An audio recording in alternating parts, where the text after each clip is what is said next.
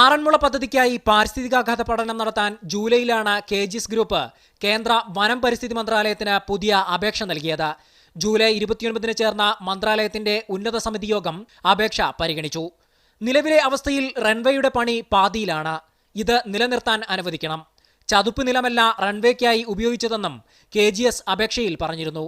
ഈ വാദങ്ങൾ ശരിവച്ചാണ് മന്ത്രാലയത്തിന്റെ വിദഗ്ധ സമിതി പാരിസ്ഥിതിക പഠന അനുമതി നൽകിയത്. വിഷയത്തിൽ പൊതുജനാഭിപ്രായം തേടണമെന്നും മന്ത്രാലയം നിർദ്ദേശിച്ചിട്ടുണ്ട്. ആറന്മുള പദ്ധതിക്ക് UDF സർക്കാരിന്റെയും കേന്ദ്ര ആഭ്യന്തര പ്രതിരോധ വ്യോമയാന മന്ത്രാലയങ്ങളുടെയും അംഗീകാരം ലഭിച്ചിരുന്നതായും KGS കേന്ദ്ര വനം പരിസ്ഥിതി മന്ത്രാലയത്തെ അറിയിച്ചു. നേരത്തെ പാരിസ്ഥിതികാഘാത പഠനം നടത്തിയ ഏജൻസിക്ക് അംഗീകാരമില്ല എന്ന് ചൂണ്ടിക്കാട്ടി ദേശീയ ഹരിത ട്രിബ്യൂണൽ അനുമതി റദ്ദാക്കുകയായിരുന്നു. ഇതേ തുടർന്നാണ് പുതിയ അപേക്ഷയുമായി KGS കേന്ദ്രത്തെ സമീപിച്ചത്. 2000 കോടി രൂപ ചിലവ് പ്രതീക്ഷിക്കുന്ന പദ്ധതിക്കായി ഇതുവരെ 420ഓളം കോടി രൂപ ചിലവഴിച്ചു എന്നാണ് KGS അവകാശപ്പെടുന്നത്. മീഡിയ 1 ഡൽഹി.